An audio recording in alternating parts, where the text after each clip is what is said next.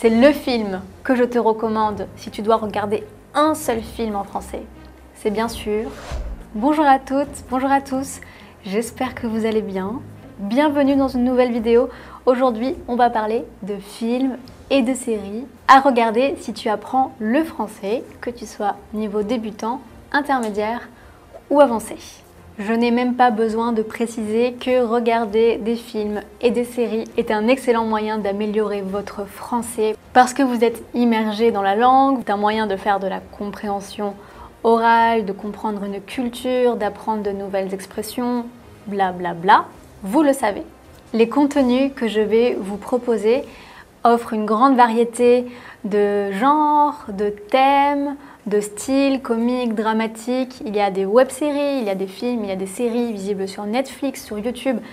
Vous trouverez forcément du contenu qui vous intéresse. Il est important de noter que ces séries ne sont pas spécifiquement créées pour les apprenants du français, évidemment. On va partir du plus simple, accessible aux débutants, jusqu'au plus compliqué, que je recommande plutôt aux étudiants d'un niveau avancé. Mais bien sûr, tu peux regarder tous les contenus, quel que soit ton niveau.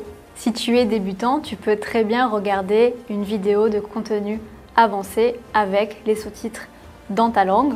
C'est à toi d'ajuster la difficulté en fonction de ton niveau et des réglages avec les sous-titres. J'ai classé les contenus selon la complexité des dialogues, le niveau de langue utilisé, formel, informel, le thème du film ou de la série, mais aussi d'un point de vue culturel, l'humour par exemple. Je suis professeure de français pour les étrangers et voici ma sélection de 20 films et séries à voir absolument.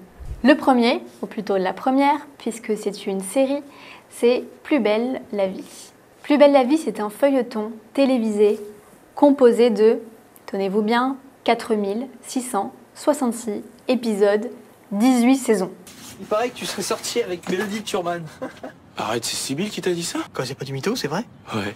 C'est un des feuilletons télévisés les plus populaires. Depuis des dizaines d'années, j'entends parler de Plus belle la vie. C'est une série quotidienne. Il y avait un épisode par jour de 20 minutes tous les jours. Et ça se passe dans le quartier du Mistral à Marseille. L'avantage, c'est que l'intrigue de cette série est très simple. C'est des histoires d'amour, des histoires d'adolescents, il y a plein de personnages qui se rencontrent et il se passe plein de choses. C'est pas très complexe parce que ça représente la vie de tous les jours. Il y a beaucoup de mélodrames. Beaucoup de drama. Ce n'est pas la plus grande série intellectuelle du cinéma français, mais c'est assez divertissant et les dialogues sont assez simples. Ça, c'est important. Maintenant, je te propose quelque chose de complètement différent. Pour mes amis scientifiques, je recommande fortement l'émission C'est pas sorcier. Pour les jeunes, pour les enfants, pour les scientifiques, pour tout le monde en fait, C'est pas sorcier. C'est une émission de vulgarisation scientifique. Le présentateur est très célèbre, il s'appelle Jamy, il porte des lunettes. Il est dans un camion et il va faire plein d'expériences scientifiques pour expliquer par exemple comment fonctionnent les volcans, comment fonctionne un tremblement de terre. Plein de choses comme ça. C'est pas sorcier, c'est une expression française pour dire c'est facile. Le français, c'est pas sorcier, c'est facile. La bonne nouvelle, c'est que tu peux retrouver beaucoup d'épisodes disponibles gratuitement sur YouTube en intégralité. Un film français à présent, si tu n'as pas le temps de regarder beaucoup de séries, ce film est très intéressant. Il s'appelle L'Auberge espagnole. Il est sorti en 2002. On suit les aventures d'un jeune qui part en échange universitaire à Barcelone. Et il va rencontrer plein d'étudiants du monde entier, ce qui lui permet de découvrir de nouvelles cultures et de faire face à des difficultés du quotidien. Je ne sais pas si tu connais l'expression l'auberge espagnole. Elle est utilisée pour parler d'un lieu où chacun apporte son repas. Si tu es invité à un repas et qu'on te dit c'est à l'auberge espagnole, ça veut dire chacun apporte quelque chose à manger, l'entrée, le plat, le dessert, les boissons. On met tout en commun et on partage. J'aimerais maintenant te présenter une série humoristique qui s'appelle Fais pas ci, fais pas ça. Fais pas ci, fais pas ça. C'est une phrase qu'on dit souvent aux enfants. Ne fais pas ça, ne fais pas ci.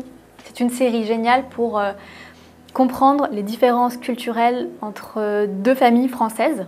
On va suivre deux familles, les Lepic et les Boulet, et chacun ont des méthodes d'éducation très différentes, des opinions politiques différentes. La famille Lepic est plutôt conservatrice, catholique, alors que les Boulet sont des bobos, bourgeois bohèmes. Donc ils ont vraiment des convictions différentes, mais ils rencontrent plus ou moins les mêmes problèmes au quotidien. C'est une bonne série pour se détendre, pour comprendre les différences culturelles et l'humour français.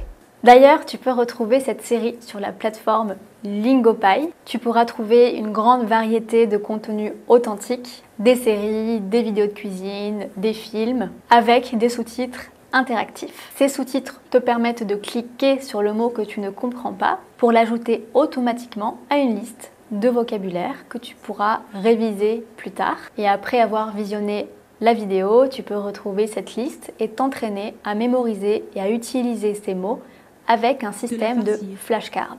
Cela te permettra de créer des connexions entre ce que tu as entendu, ce que tu as lu et ce que tu as vu.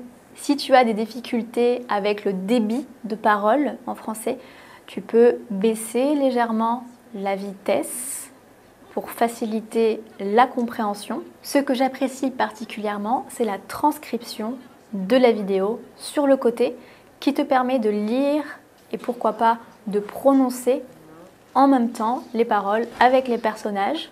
Tu peux apprendre plusieurs langues telles que l'espagnol, le japonais, le coréen, l'italien et bien évidemment le français. C'est une plateforme innovante, amusante, interactive qui te permet d'apprendre avec plaisir. Par exemple, tu peux regarder 30 minutes de vidéo tous les jours, un épisode de série, une vidéo de cuisine, un épisode de fais pas ci, fais pas ça, pourquoi pas. Si tu as envie d'essayer, profite de l'essai gratuit de 7 jours avec le lien qui est dans la description. C'est l'opportunité de choisir une série que tu aimes et d'améliorer ton français en t'amusant. Et ça, c'est le plus important. Un autre film que je recommande, c'est La vie en rose. Tu connais cette phrase? Tu connais la chanson La vie en rose, chanson d'Edith Piaf. Mais est-ce que tu connais vraiment l'histoire de cette chanteuse? Edith Piaf, elle a eu une enfance très difficile.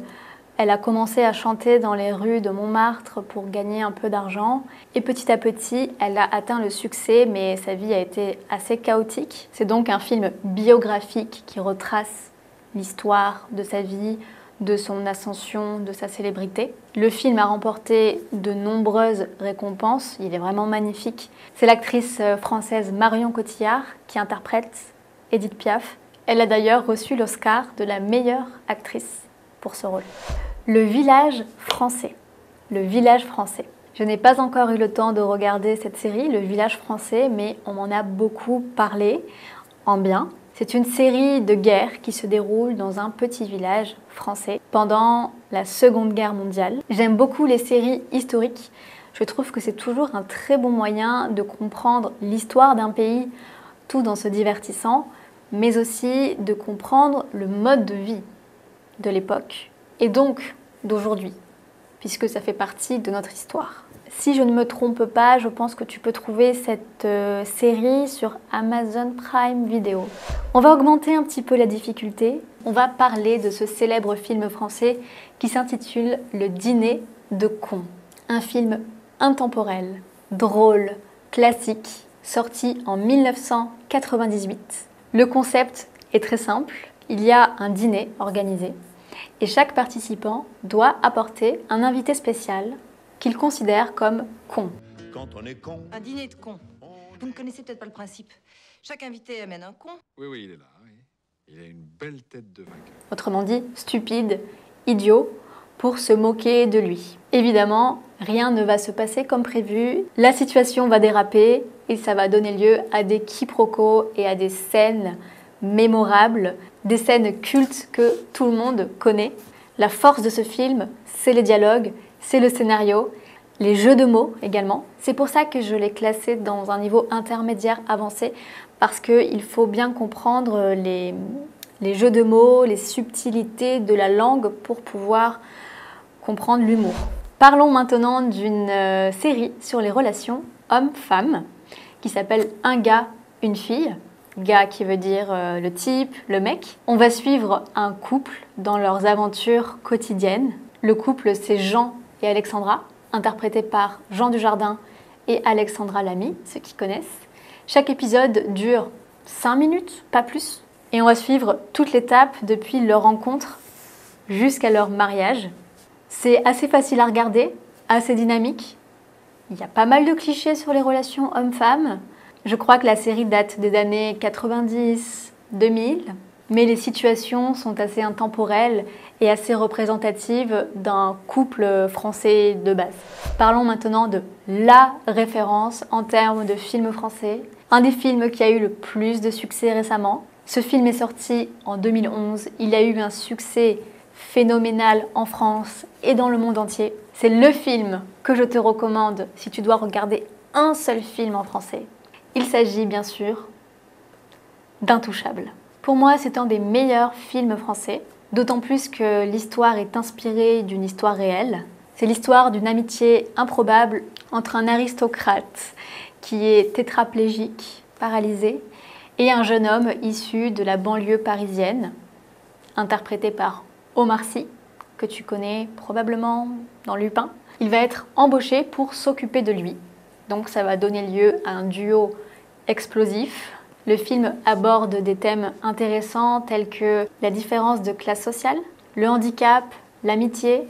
Et ce qui est aussi intéressant si tu apprends le français, c'est la différence entre le niveau de langue de Driss et de Philippe. Driss qui vient donc du milieu de la banlieue parisienne et Philippe qui est un aristocrate. Donc tu vas pouvoir constater cette différence de niveau de langue. Donnez-moi un chocolat. Pas de bras, pas de chocolat. Les 400 coups. Les 400 coups. Il est considéré comme l'un des chefs-d'œuvre de la Nouvelle Vague, réalisé par François Truffaut en 1959. On va suivre les aventures d'un jeune garçon à Paris qui se sent mal aimé, qui se sent rejeté.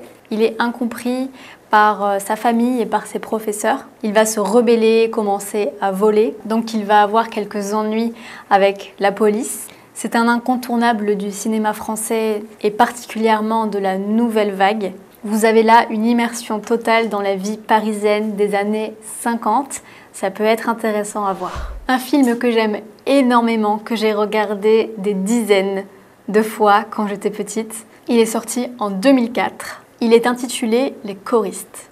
L'histoire se passe dans un internat pour les élèves difficiles. Et il y a ce professeur qui va essayer de sauver ces jeunes garçons par la musique, en formant une chorale, en leur apprenant à chanter.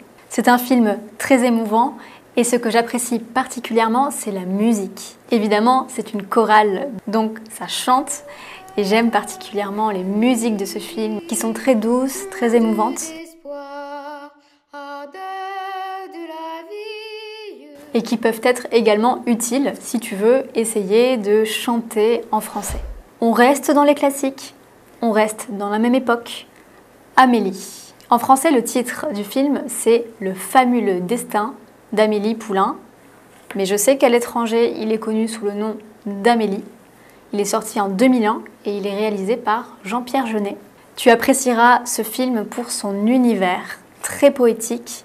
La colorimétrie du film est aussi assez spéciale, un peu nostalgique. Honnêtement, c'est un film assez unique en son genre, vraiment très poétique. Ce film raconte l'histoire d'Amélie, une jeune serveuse à Montmartre, à Paris.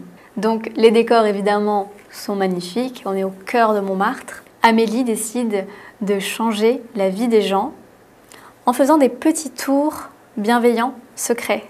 Amélie est une fille qui se sent différente des autres. Je ne t'en dis pas plus, j'espère que j'ai éveillé ta curiosité pour aller voir ce film classique du cinéma français. Un film un peu plus moderne cette fois-ci, sorti en 2014. Ça fait quand même presque 10 ans, le temps passe trop vite. Je me souviens quand j'ai vu ce film au cinéma, c'est La famille Bélier. Tu connais peut-être la chanteuse Louane. Louane est l'actrice principale de ce film. Elle incarne une adolescente dont les parents sont sourds, muets. Et Paula, le personnage interprété par Louane, a une passion, c'est le chant. Elle adore chanter et elle chante très bien. Elle va travailler avec un professeur de musique Elle va travailler des chansons de Michel Sardou, un chanteur français. Elle va participer à un concours et ensuite elle va partir vivre à Paris. Donc elle a le sentiment d'abandonner sa famille qui a besoin d'elle. C'est la seule à pouvoir parler et entendre. Donc c'est un film qui explore les relations familiales parents-enfants, la différence, le handicap, tout ça avec une bande-son magnifique. Je pense que tu vas lâcher une petite larme à la fin du film. Je n'en dis pas plus. Il faut regarder La famille Bélier. La raison pour laquelle je l'ai mis pour les niveaux avancés, c'est parce que parfois il y a des dialogues entre adolescents. Et les adolescents parlent vite avec un vocabulaire assez argotique. Donc parfois ce n'est pas évident de comprendre même si tu as un bon niveau de français. C'est pour ça que je recommande les sous-titres pour être plongé dans l'émotion du film et ne pas être gêné par le vocabulaire ou par le débit de parole. Encore un film très drôle que j'adorais quand j'étais petite et toujours encore aujourd'hui, c'est La Chèvre. La Chèvre avec Gérard Depardieu et Pierre Richard. Un duo mythique du cinéma français. Les deux sont à mourir de rire, surtout Pierre Richard. C'est l'histoire d'un homme d'affaires. Sa fille va disparaître. Et sa fille, elle a une particularité, c'est qu'elle a beaucoup de malchance. Il lui arrive toujours des trucs bizarres. Donc, il va engager un détective qui lui aussi est victime de la malchance, tous les jours, tout le temps. Les deux hommes se lancent alors dans plein d'aventures hilarantes. Le scénario est génial, c'est très drôle, très divertissant. Je vous recommande La Chèvre. Voyons maintenant 5 propositions destinées au niveau plus avancé. Pour diverses raisons, ça peut être la complexité du scénario, le niveau de langue utilisé, le type d'humour utilisé. Mais bien sûr, n'importe qui peut regarder ces contenus avec des sous-titres. Une série disponible sur Netflix qui se passe à Paris. Il s'agit de Plan Cœur. C'est l'histoire de 3 amies parisiennes qui vont vivre des histoires d'amour. L'intrigue n'est pas du tout complexe, c'est même assez léger, mais les dialogues sont assez rapides et le niveau de langue, encore une fois, peut être assez familier. Il y a beaucoup d'argot, de verlan, mais les personnages sont assez attachants et le rythme est assez intense. Ensuite, Le Palmacho. C'est une série qui est disponible sur YouTube en intégralité. Chaque épisode est un mini-sketch parodique. Donc ils vont parodier le cinéma, la télévision, des situations de la vie quotidienne. Le Palmacho est composé de 2 personnages, le duo comique de Greg et David. Ils sont à mourir de rire. C'est assez absurde. Et pour bien comprendre les parodies, il faut avoir la référence de base du contenu, sinon ce n'est pas drôle. Si tu regardes la vidéo mais que tu n'as pas la référence, tu vas trouver ça pas drôle du tout. Donc pour comprendre l'humour, il faut avoir déjà une connaissance de la culture française. Ensuite, nous avons Le Bureau des légendes. Celle-ci est disponible sur Canal+. C'est une série d'espionnage. On va suivre des agents secrets de la DGSE, Direction Générale de la Sécurité Extérieure. En résumé, les services de renseignement. Ces agents travaillent à protéger la France des menaces extérieures. Le réalisme de cette série est incroyable. Le scénario palpitant. J'ai regardé cette série pendant le confinement et honnêtement, je ne pouvais pas m'arrêter. C'était addictif. Comme je te le disais, le scénario peut être un peu complexe parce qu'on parle de conflits géopolitiques. Même pour moi, parfois, ce n'était pas toujours évident à comprendre. Un film français léger, amusant, qui a battu tous les records d'entrée dans les cinémas français quand il est sorti en 2007, je crois. Les ch'tis, c'est les gens qui habitent dans le nord de la France, tout en haut, et ils ont une façon de parler, un accent assez particulier. On dit qu'ils parlent le ch'ti, qu'ils sont ch'tis. Ils ont aussi une culture assez spécifique, une culture qui leur est propre. Et on va suivre les aventures d'un gars qui est muté pour son travail dans le nord de la France, alors qu'il aurait préféré aller dans le sud, mais il va se retrouver au milieu de ces gens qui sont très chaleureux, mais qui ont une culture assez particulière, et il va devoir s'adapter à son nouvel environnement. Ça peut être un peu difficile à comprendre en raison de l'accent ch'ti, justement. Et enfin, la dernière, il s'agit de Bref. Bref, tu peux aussi la regarder gratuitement et en intégralité sur YouTube, puisque c'est une web série. Chaque épisode dure moins de 2 minutes. Donc, autant te dire que ça va très vite. Le débit de parole est très intense. C'est la raison pour laquelle je l'ai classé dans les séries pour un niveau avancé. C'est l'histoire d'un jeune homme célibataire qui a une vingtaine d'années. Et on va le suivre dans ses aventures de la vie quotidienne. Sa vie professionnelle, sa vie sociale, sa vie amoureuse. C'est son histoire personnelle, mais finalement, tout le monde peut se reconnaître dans cette histoire. Et c'est pour ça qu'elle a eu autant de succès, je pense. C'est assez universel. C'est une série très populaire en France, très appréciée. Je l'adore. Mais accroche-toi pour le rythme et pour le débit de parole. Je m'arrête là. J'espère que j'ai réussi à éveiller votre envie de découvrir ces vidéos, ces films. Tu remarqueras qu'il n'y a que 19 titres, contrairement à ce qu'annonce le titre de la vidéo, parce que c'est à toi de me donner le 20e. Dis-moi celui qui, selon toi, mériterait la 20e place du film ou de la série française à voir absolument pour améliorer son français. Je vous laisse faire des suggestions dans les commentaires. En attendant, n'hésitez pas à vous abonner à la chaîne Français avec Nelly et à mettre un j'aime à la vidéo. Je vous dis à bientôt dans une prochaine vidéo. Prenez bien soin de vous. Salut!